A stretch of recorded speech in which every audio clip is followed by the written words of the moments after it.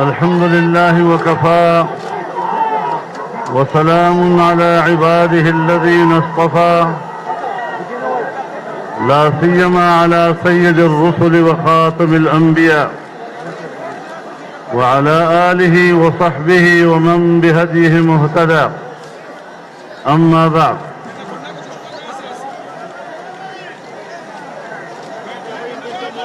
زعماء قوم،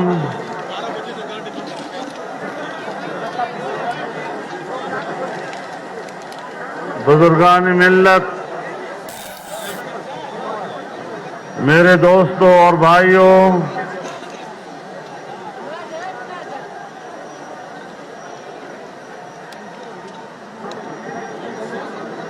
Pakistan democratic movement کے زیر اہتمام کوئٹہ میں اس فقید المثال اجتماع کے انعقاد پر میں اہل کوئٹہ کو اور اہل بلوچستان کو دل کی گہرائیوں سے مبارکباد پیش کرتا ہوں اور صمیم قلب سے آپ کا شکریہ ادا کرتا ہوں.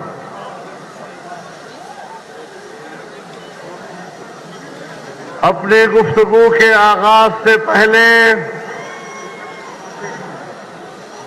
میں ایک قرارداد پیش کرنا چاہتا ہوں اور آپ کا یہ عظیم الشان اجتماع اس سے اس کی تائید چاہوں گا کہ فرانس کے صدر کی حکم پر جناب رسول اللہ صلی اللہ علیہ وسلم کے خاکے عام دیواروں پہ چسپاں کیے گئے ہیں. امت مسلمہ کے اس سے جذبات مجروح ہوئے ہیں. فرانس اور ڈنمارک نے بڑا جرم کیا ہے اور ہم انہیں بتانا چاہتے ہیں کہ مسلمان ایک پرامن قوم ہے، امن کا علم بردار ہے، لیکن آپ کے یہ ناپاک اقدامات انہیں رسول اللہ کی دفاع میں شدت پر مجبور کر سکتا ہے. ہم آپ کے اس کیے ہوئے توہینآمیز رویے کی شدید الفاظ میں مذمت کرتے ہیں اور پوری امت مسلمہ ایسے حکمرانوں کے چہروں پر تھوکنا چاہتی ہے جو ہمارے رسول اللہ کی توہین کے مرتکب ہوتی ہو.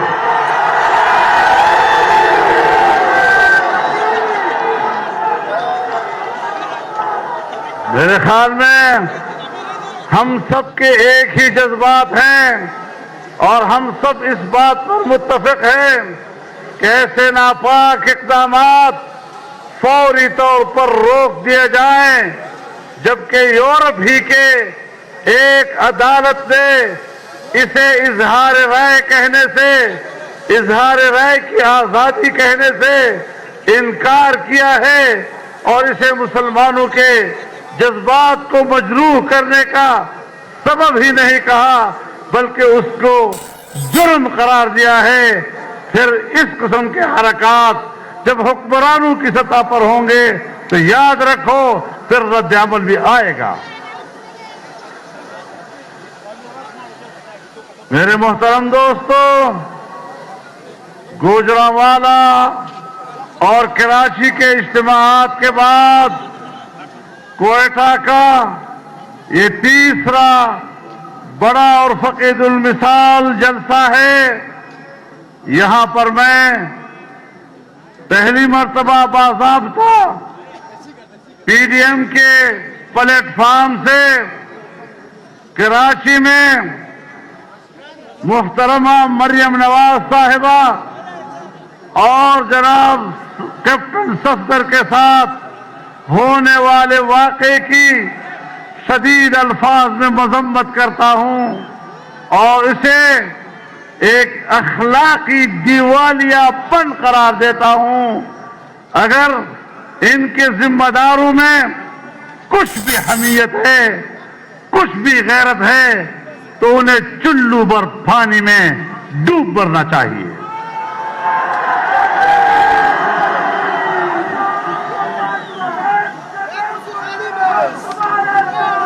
میرے محترم دوستو، جس طرح کراچی میں واقع ہوا، یہاں بلوچستان کے ایک مہمان کو ایئرپورٹ پر گرفتار کرنا، یہ بلوچستان کی روایات کے خلاف ہے، مہمانداری کے خلاف ہے۔ ہم اس کی بھی مذمت کرتے ہیں۔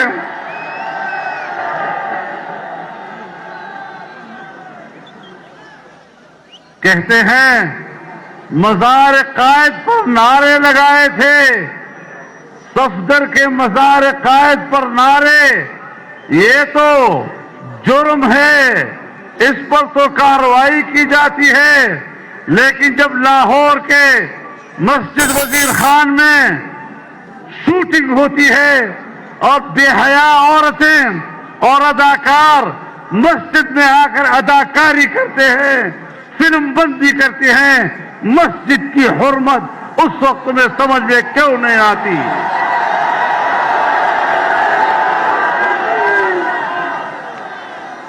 میرے محترم دوستو،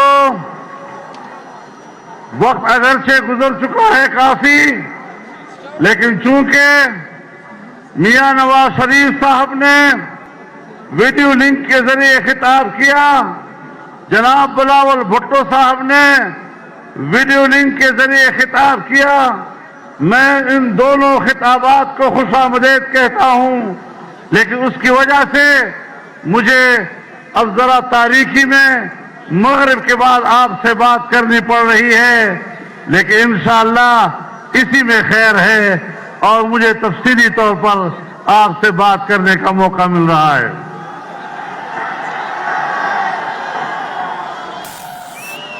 میرے محترم دوستو، 2 دن ہوئے جسٹس فائز عیسیٰ کے خلاف جو ریفرنس نام نہاد کابینہ میں، وفاقی کابینہ میں منظور کیا گیا، پھر ایک جعلی صدر مملکت کے پاس بھیجا گیا، پھر اس نے اس کو عدالت عظمیٰ میں پیش کیا، طویل عرصے تک اس کی سماعت ہوتی رہی، اور اب عدالت نے وہ ریفرنس خارج ہی نہیں کیا بلکہ اس کو بدنیتی پر مبنی قرار دیا گیا، اور 2 ججوں نے یہاں تک لکھ دیا کہ یہ اتنا بڑا جرم ہے کہ یا تو صدر مملکت کو مستعفی ہو جانا چاہیے اور یا پھر ان کا مواخذہ کر کے اس کو اس منصب سے علیحدہ کر دینا چاہیے۔ میں کہتا ہوں اگر کچھ بھی اخلاقی اقدار اس دنیا میں موجود ہے، آپ کا آئینی جواز تو پہلے ہی نہیں تھا، آپ کا قانونی جواز تو پہلے بھی نہیں تھا، لیکن عدالت کے فیصلے کے بعد آپ کے پاس حکومت کرنے کا اخلاقی جواز بھی نہیں رہا ہے۔ کس بنیاد پر تم کابینہ میں بیٹھے ہو؟ کس بنیاد پر وزیر اعظم کرسی پہ بیٹھا ہے؟ کس بنیاد پر صدر مملکت کے نام سے ایک شخص پریزیڈنسی میں بیٹھا ہوا ہے؟ آج عدالت عظمیٰ کا فیصلہ واضح طور پر اعلان کر رہا ہے کہ پاکستان کہ ہمارے پاکستان ڈیموکریٹک موومنٹ کا موقف درست ہے، یہ حکمران جعلی ہیں، جعلی تھے، اور ان جعلی حکمرانوں کے خلاف اب ہماری تحریک اور بھی زیادہ زور سے آگے بڑھے گی انشاءاللہ۔ گو عمران! بنی گالا تک آواز جانی چاہیے، گو عمران! گو عمران!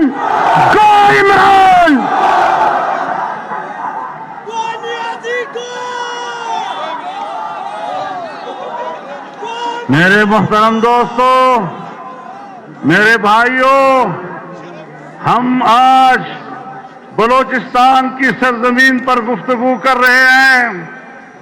18ویں ترمیم کے ذریعے سے صوبوں کو اختیارات میں اضافہ کیا گیا اور جمعیت علماء اسلام نے چاروں صوبوں میں آل پارٹیز کانفرنسز منعقد کر کے ایک اتفاق رائے حاصل کر لیا تھا کہ نہ ہم 8ویں ترمیم میں کوئی تبدیلی ہونے دیں گے، نہ صوبوں کے اختیارات میں کوئی تبدیلی ہونے دیں گے، اور نہ ہی NSC ایوارڈ میں صوبوں کے حصے میں کسی کمی کو ہم قبول کریں گے۔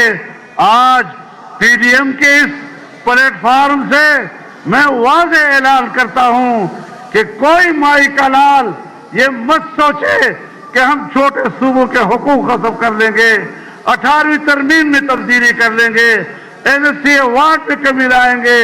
اور آج میں اس میں اضافہ کرتے ہوئے یہ کہنا چاہتا ہوں کہ سندھ ہو یا بلوچستان، اس کے جزائر پر بلوچستان اور سندھ کے عوام کا حق ہے، ان کے بچوں کا حق ہے۔ کوئی مائی کا لال مت سوچے کہ وہ یہاں کے عوام کے حقوق پر اور عوام کے ملکیت پر قبضہ کرنے کی کوشش کریں گے۔ یہ پاکستان ہے، یہ عوام کا ہے، یہ ہم سب کا ہے، اور ہم کسی نادیدہ قوت کو بھی اس بات کی اجازت نہیں دے سکتے کہ عوام کے حق پر اور اس کے حق کی ملکیت پر ڈاکہ ڈالنے کی کوشش کریں۔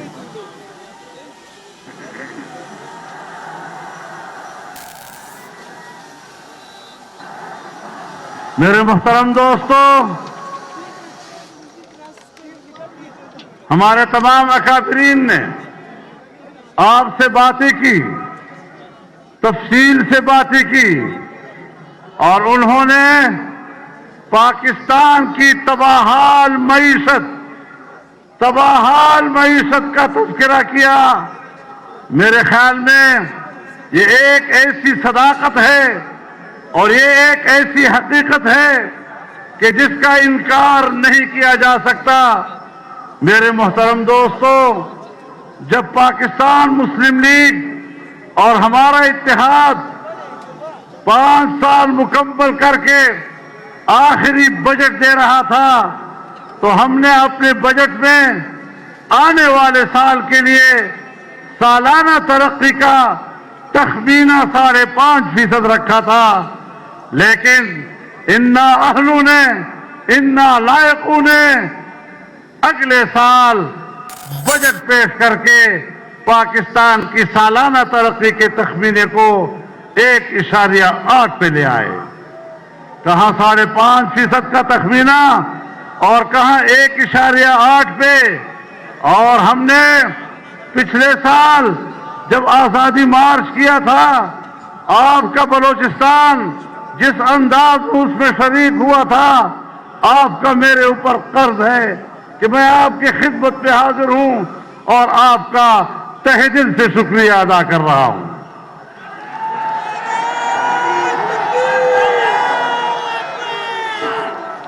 ہم نے اس وقت بھی کہا تھا کہ مزید ملک ان کے حوالے مت کرو، اگر ملک ان کے حوالے ہوتا ہے ملک کی معیشت اور تباہ ہو جائے گی۔ اور پھر وہی ہوا کہ اب جو انہوں نے بجٹ پیش کیا تو سالانہ ترقی کا تخمینہ 0 سے بھی نیچے چلا گیا۔ اب پاکستان کنگال ہے۔ دانشور جانتے ہیں کہ آج کی اس متمدن دنیا میں ریاستوں کی بقا کا دار و مدار دفاع پر نہیں، گو کہ دفاعی قوت ناگزیر ہے، لیکن بقا کا دار و مدار معیشت کے اوپر ہے۔ سوویت یونین کی مثال ہمارے سامنے ہے۔ دفاعی لحاظ سے وہ طاقتور تھا، لیکن معاشی لحاظ سے جب وہ دیوالیہ پن کا شکار ہوا تو سوویت یونین سے دستبردار ہوا اور واپس रशियन फेडरेशन की सूरत में अपनी साबका पोजीशन पर वापस चला गया। आज पाकिस्तान की मईशत तुमने तबाह बर्बाद कर दी है। आज मैं आपको बताना चाहता हूं कि यही हिंदुस्तान था, यही बीजेपी की हुकूमत थी, यही वाजपेयी उसका वजीर आजम था। पाकिस्तान की मईशत बेहतर थी। हिंदुस्तान पाकिस्तान के साथ तिजारत करना चाहता था। वो बस में सवार होकर वाघा के रास्ते लाहौर आया, मीनार पाकिस्तान पर खड़े होकर पाकिस्तान की हकीकत को तस्लीम किया। चाहता था कि मेरी पाकिस्तान से दोस्ती हो, मैं पाकिस्तान से कारोबार करूं। अफगानिस्तान आपसे कारोबार करना चाहता था। उस जमाने में ईरान आपसे कारोबार करना चाहता था। उस जमाने में मशरक़ वस्ता आपसे कारोबार करना चाहता था। लेकिन आज वही हिंदुस्तान है, वहां पर उसी बीजेपी की हुकूमत है और आज वहां मोदी की हुकूमत है। लेकिन मोदी का रवैया पाकिस्तान के साथ इतना दुश्मनी का है, इतना मुआनदाना है, जो साफ ये बता रहा है कि पाकिस्तान अब माशी लिहाज से कंगाल हो चुका है और हमारी कमजोरी का फायदा उठाते हुए हिंदुस्तान अब पाकिस्तान का खात्मा करना चाहता है। लेकिन मेरे मोहतरम दोस्तों,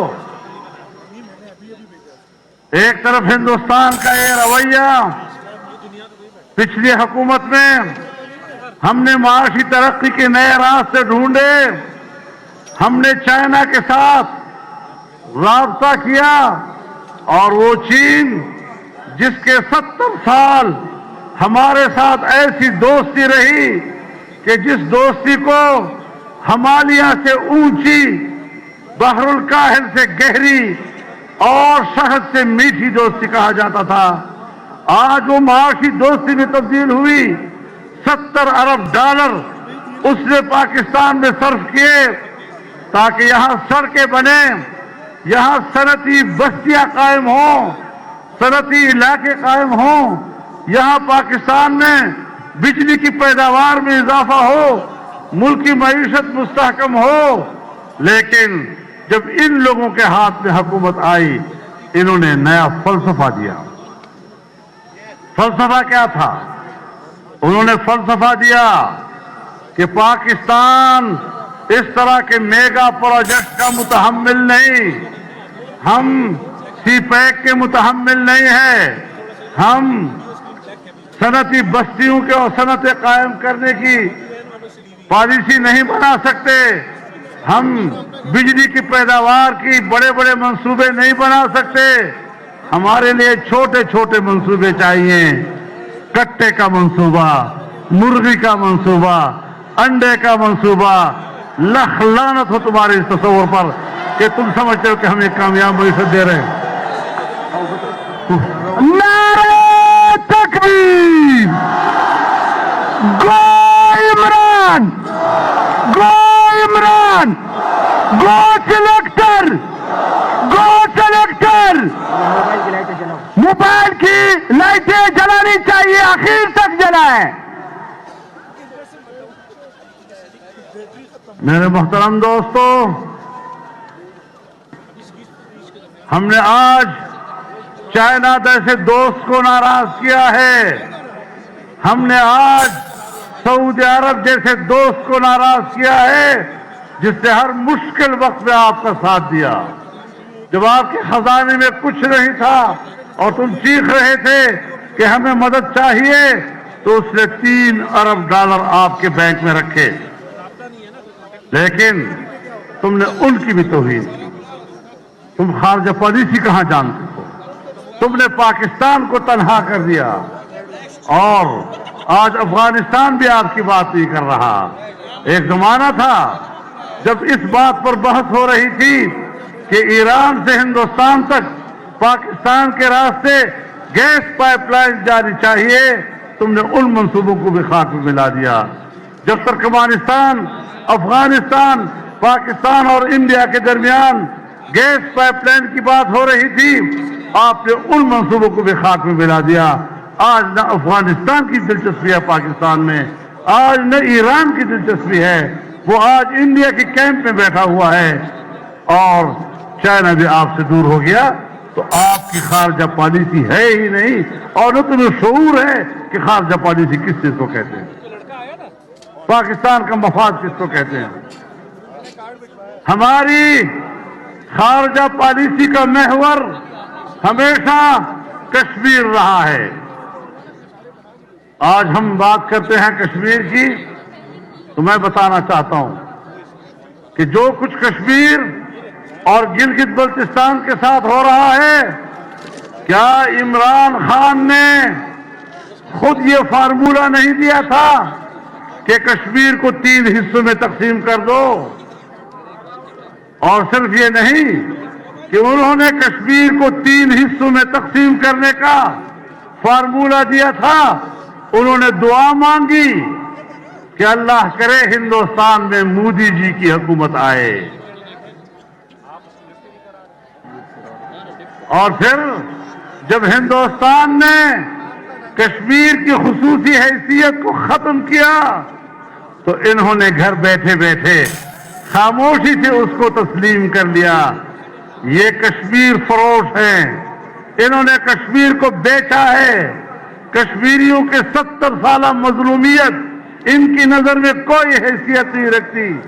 گلگت بلتستان ہمارے بھائی ہے، ہم کشمیریوں کو اپنے جسم کا حصہ سمجھتے ہیں، لیکن اس طرح کا تصور دینا کہ ہم اسے پاکستان کا 5واں صوبہ بنا دیں گے، آپ بالکل بنائیں، لیکن جو موقف ہم نے 1949 میں سلامتی کونسل میں پیش کیا تھا اور اقوام متحدہ میں ہم نے جو کشمیر کے نقشے پیش کیے تھے، ان میں ہم نے آل جموں کشمیر کے نقشے میں گلگت بلتستان کو بھی پیش کیا ہے۔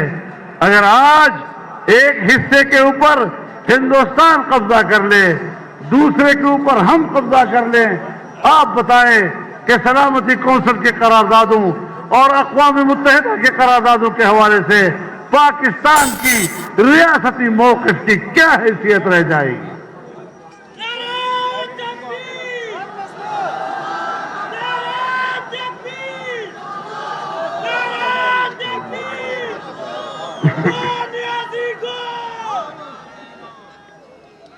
تو میرے محترم دوستو، اور اس پر اضافہ کیا کیا؟ ہم یہ کہتے ہیں آپ کی آل پارٹیز کانفرنس کی وجہ سے ہندوستان خوش ہوا ہے۔ ہندوستان اس سے خوش نہیں ہو سکتا۔ ہندوستان نے اس وقت خوشی منائی جب آج کی ہماری پاکستان کی وفاقی حکومت نے آزاد کشمیر کے وزیر اعظم کے اوپر غداری کا مقدمہ درج کیا۔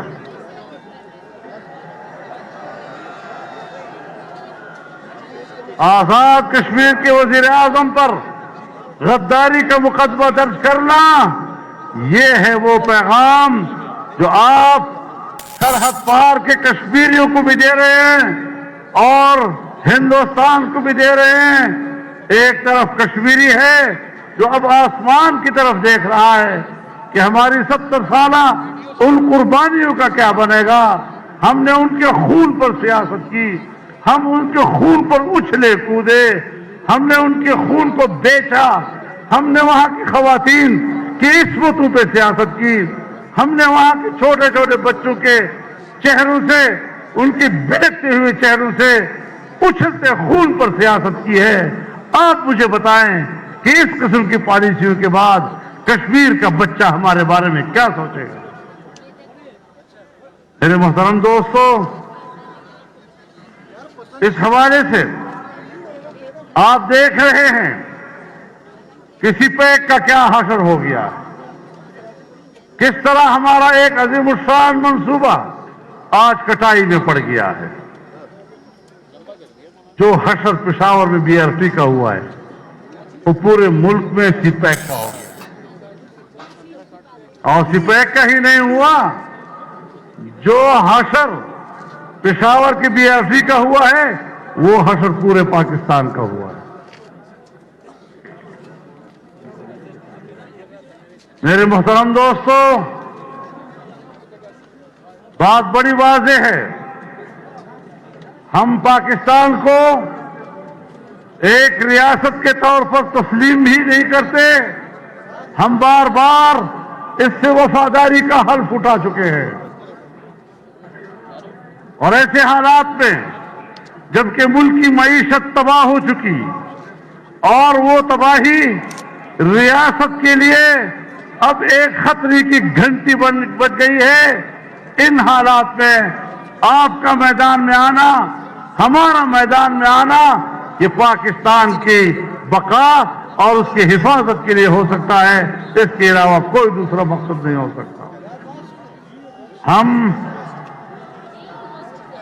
ہم اداروں کے دشمن نہیں، ادارے ملک کے لیے ناگزیر ہوتے ہیں، ہم اداروں کا احترام کرتے ہیں، ہم اداروں کے ذمہ داران کا احترام کرتے ہیں، لیکن اگر وہ پاکستان پر مارشل لا مسلط کرتے ہیں یا ایک جعلی حکومت کی پشتی بانی کرتے ہیں تو پھر ان سے گلہ کرنا، ان سے شکایت کرنا، ان سے احتجاج کرنا ہمارا حق بن جاتا ہے۔ آج بھی ہماری اسٹیبلشمنٹ جعلی حکومت کی پشت پناہی سے دستبردار ہو جائے، آج بھی قوم کے سامنے معذرت کر لے کہ ہم نے الیکشن میں غلط کیا تھا، ہم نے قوم کا مینڈیٹ تباہ کیا تھا، ہم آج بھی ان کو اپنی آنکھوں میں بٹھانے کے لیے تیار ہیں۔ لیکن عجیب بات ہے کہ میں جرم کروں تو میں پاکستان کا دشمن ٹھہروں،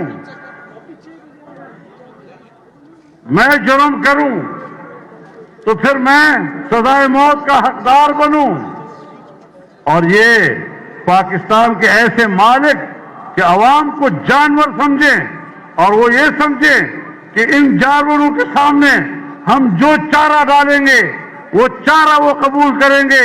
میں علن اعلان کہتا ہوں کہ میں طاقتور سے طاقتور قوت کی بھی اس حیثیت کو تسلیم کرنے کے لیے تیار نہیں ہوں کہ وہ قوم کو جانور سمجھے اور اس کے سامنے جو چارہ ڈالے وہ قبول کرے۔ نعرہ تکبیر! کوئی قدم بڑھاؤ، کوئی قدم بڑھاؤ! لبیک لبیک لبیک لبیک لبیک لبیک!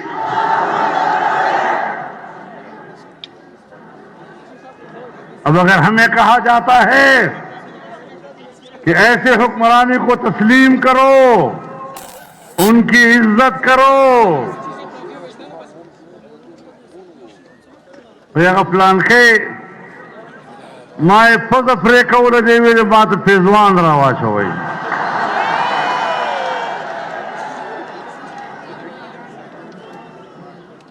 تو خود دے قابل نہیں چتافور دے پوزئی اور تلمانہ عزت غواڑے، تلمانہ احترام غواڑے، اور بیاوائی دا ریاست مدینہ دا، ریاست مدینہ دا کوفہ دا کوفہ،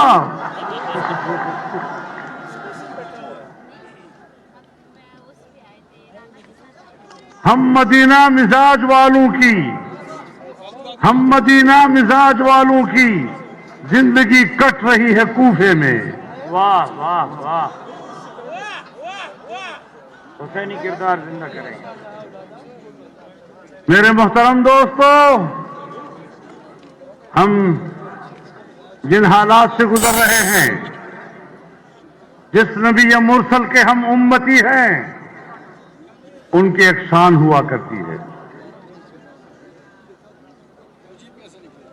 اس میں ایک کردار حسین کا ہوتا ہے، دوسرا کردار یزید کا ہوتا ہے۔ ہم حسین کے پیروکار ہیں جنہوں نے یزید کے اقتدار کو کبھی تسلیم نہیں کیا۔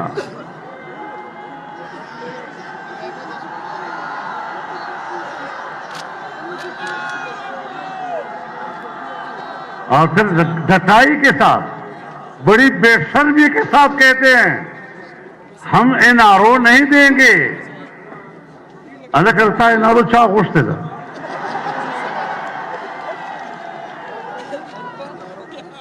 اس کو بطے NRO گواڑے انشاءاللہ نبے درکو کا خواه خوش ہوا. NRO ہماری ضرورت نہیں. NRO اب تمہاری ضرورت ہوگی. اور تم نے انصاف کے نام پر قوم کو دھوکہ دیا. کہنے لگے نوجوانوں کو 1 کروڑ نوکریاں دوں گا. 1 کروڑ 1 کروڑ نوکریاں سن 1947 سے لے کر آج 72 سال تک پاکستان میں کل نوکریوں کی تعداد 1 کروڑ تک نہیں پہنچی ہے. تم 1 سال میں مجھے کس طرح 1 کروڑ کی نوکری دیتے ہو؟ اب کہتے ہیں چرس پیو مت جیو. کس طرح نوجوان کو اس طرح دھوکہ دیا جاتا ہے؟ کس طرح بے روزگار نوجوان کو کے مستقبل کو تاریک کیا گیا ہے؟ اب کہتے ہیں بھنگ پیو. اس کو بنگ چھو چرس بچو.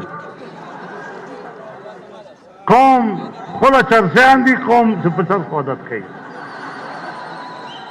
خلا بنگیان دی خلق کو بنگو عادت کئی. نعرہ تکبیر. چمن بارڈر پہ چرس پی کے سونیازی. لاکھوں لوگوں کا روزگار. چرس پی کے سونیازی. گونیازی. میرے محترم دوستو، چرسیوں اور بھنگیوں کی حکومت ہمیں نہیں چاہیے. واہ واہ. ہمیں شریف لوگوں کی حکومت چاہیے. سنجیدہ لوگوں کی حکومت چاہیے. اور یہ جو میں آپ سے باتیں کر رہا ہوں، مجھے پتا ہے کہ کوئٹہ کے گرد و پیش میں کہاں کہاں پر لوگوں کو روکا گیا ہے. جو اس جلسے کے برابر کے لوگ ہیں، میں ان کو بھی خطاب کر رہا ہوں. میں ان کو بھی خوش آمدید کہہ رہا ہوں. وہ بھی ہمارے جلسے کے شرکاء ہیں. اور اس سے اندازہ لگا لیا جائے کہ اس طرح آسانی سے ہم پر حکومت نہیں کی جا سکتی. میں آپ کی حکومت کا انکار کرتا ہوں. میں آپ کی حکومت کو تسلیم نہیں کرتا. میں نے پہلے دن سے آپ کی حکومت کو تسلیم نہیں کیا اور آج بھی اسی موقع پہ ڈٹا ہوا ہوں.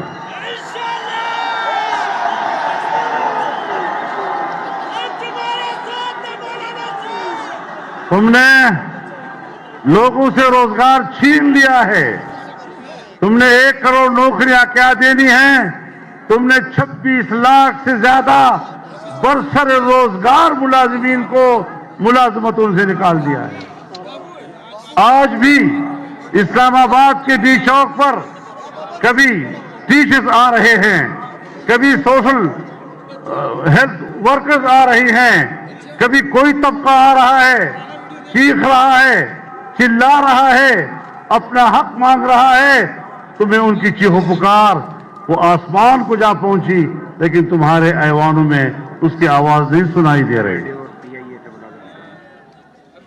ریڈیو پاکستان سے ملازمین کو نکالا گیا. 2-3 دن ہوئے. PIA سے ملازمین کو نکالا گیا. لوگوں کو بے روزگار کیا گیا. اور ابھی آپ کے سامنے خواتین اور معصوم بچے کھڑے تھے جو کتبے اٹھائے ہوئے تھے، اپنے پیاروں کے لیے کہہ رہے تھے کتنے کتنے سالوں سے یہ لاپتہ ہیں، خدا کے لیے ہمارے پیارے ہمارے حوالے کیے جائیں. لیکن یہ شقی القلب قوتیں جن کے دل سیاہ ہو چکے ہیں، جن کے دل پتھر ہو چکے ہیں، انہیں انسانی حق کی کوئی قدر نہیں ہے. میں انسانی حقوق کے عالمی اداروں سے کہنا چاہتا ہوں کہ اگر آپ واقعی انسانی حقوق کے لیے کام کر رہے ہیں تو پاکستان کے اندر یہاں پر جو انسانوں کے ساتھ ہو رہا ہے اور یہاں پر جو انسانوں کے حقوق پامال ہو رہے ہیں، آئے ذرا اس کا آپ خود حساب لے لیں. میرے محترم دوستو، ہم کیا بات کریں؟ وہ امریکہ جو سمجھتا ہے کہ ہم پاکستان کے آقا ہیں، ہیلری کلنٹن نے चंद रोज पहले उसका इंटरव्यू मंजर-ए-आम पर आया है और उससे पूछा गया कि डीप स्टेट किसको कहते हैं। गवर रियासत चिश्तवाई नाव जवाब को तवाई कि हुकुमजा के वो जवाब में कहती है कि जिस मुल्क में फौज और उनकी जासूसी एजेंसियों की हुकूमत हो और अगर उनको चैलेंज किया जाए तो फिर लोगों को पकड़ते हैं, लापता करते हैं, कत्ल करते हैं, कोई अदालत उनके सामने नहीं होती, जैसे कि पाकिस्तान, जैसे कि पाकिस्तान। ये मैं नहीं कह रहा, Shame. वो आका आपको खुद कह रहा है। इसका खावंद वहां का 2 मरतबा सदर रह चुका है और जो खुद सदारत के लिए उम्मीदवार रह चुकी है। तो मामूली लोगों ने वहां बात नहीं की है, तो हमें जरा अपना चेहरा आईने में देख लेना चाहिए। हमें पाकिस्तानी कौम की इस सूरत हाल हमें कबूल नहीं है। हम उनको एक आजाद ममलिकत देखना चाहते हैं, एक खुद मुख्तार ममलिकत देखना चाहते हैं। और हमारे आबाओ अजदाद ने हमें अगर दर्स दिया है तो आजादी का दर्स दिया है। और अगर मुझे महसूस हो जाता है कि पाकिस्तान एक गुलाम ममलिकत है तो बखुदा इंशाअल्लाह इस वतन अजीज के लिए आजादी के जिहाद लड़ूंगा। वाह वाह वाह। नारे तकबीर, नारे तकबीर, नारे तकबीर। कोई कदम बढ़ाओ, कोई कदम बढ़ाओ, कोई कदम बढ़ाओ। हमने हमेशा इस वतन अजीज को एक खुद मुख्तार वतन कहा है। हमने हमेशा पाकिस्तान की दाखिली इक़्तिदार आला की बात की है और हमेशा पार्लियामेंट में और हर मनसब पर हमने पाकिस्तान की इस हैसियत का हल्फ उठाया है।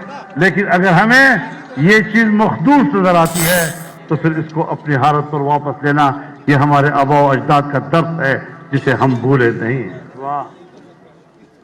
मेरे मोहतरम दोस्तों, अब ये सफर जारी है और जारी रहेगा इंशाअल्लाह।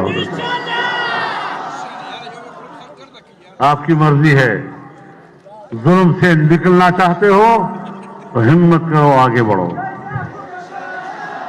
जा रहा पूरे पाकिस्तान को कहना। पूरे कौम से कहना चाहता हूं, पूरे पाकिस्तान के जवानों से कहना चाहता हूं, पूरे पाकिस्तान के बूढ़ों से बुजुर्गों से कहना चाहता हूं, पूरे पाकिस्तान के माँ और बहनों से कहना चाहता हूं कि अगर पाकिस्तान को मुस्तहकम बनाना है, इसको आजाद रखना है, इसको माशी तौर पर खुशहाल रखना है, तो फिर मैदान में जाना होगा। घरों में बैठे बैठे आजादी नहीं मिला करती, वाह। घरों में बैठे बैठे खुशहाली नहीं मिला करती।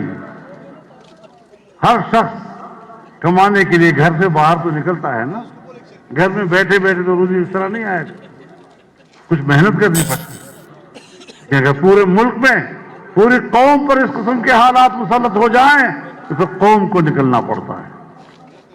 इसलिए मैं वाज़ेह कर देना चाहता हूं कि हमारी फौज हमें अजीज है।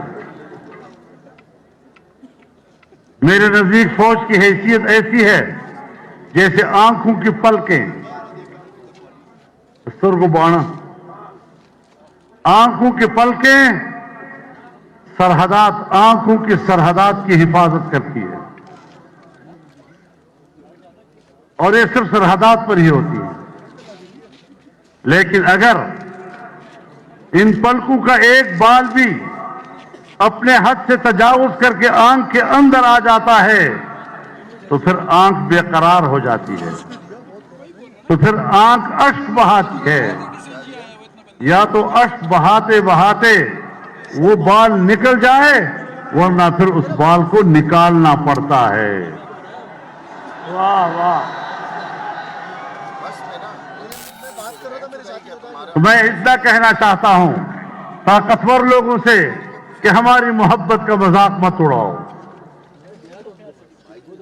हमारी वफादारियों का मजाक मत उड़ाओ। قوم کو اس حد تک مت لے جاؤ کہ پھر واپس آنا مشکل ہو جائے. ہم نے اس ملک کو ایک رکھنا ہے. ہم نے اس ملک کے عوام کے حقوق کی بات کرنی ہے. ہم نے چھوٹے صوبوں کے حقوق کی بات کرنی ہے اور دنیا میں پاکستان کی عزت و وقار کو اونچا کرنا ہے. انشاءاللہ اس پر آپ کو ہمارا اتفاق رائے ہے اور اسی نقطۂ نظر کو لے کے ہم نے آگے بڑھنا ہے. ہمت کے ساتھ آگے بڑھنا ہے, جرت کے ساتھ آگے بڑھنا ہے اور وفادار کی حیثیت سے ہمیں آگے بڑھنا ہے. اللہ تعالی ہمارا حامی و ناصر ہو. وآخر دعوانا ان الحمدللہ رب العالمین. میں صوبہ سندھ کی جماعت کی طرف سے آپ کو دعوت دے دوں 26 نومبر بروز جمعرات شہید اسلام